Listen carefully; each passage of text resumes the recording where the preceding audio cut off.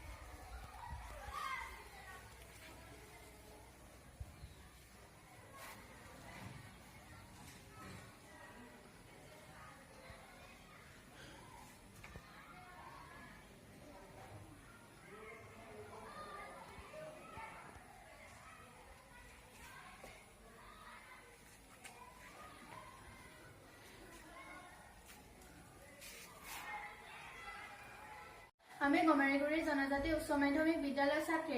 আমি আজি এটা সমস্যা সমাধানৰ ব্যৱস্থা কৰিছো। সাধাৰণতে প্ৰকৃতিত পোৱা মণিচালৰ গুটিৰ পৰা শ্যাম্পু কেনেকৈ তৈয়াৰ কৰিব পাৰি তাৰ এটা আভাস দেখুৱাবলৈ লৈছো। আহকচোন আমি ভিডিঅ'টো আৰম্ভ কৰোঁ।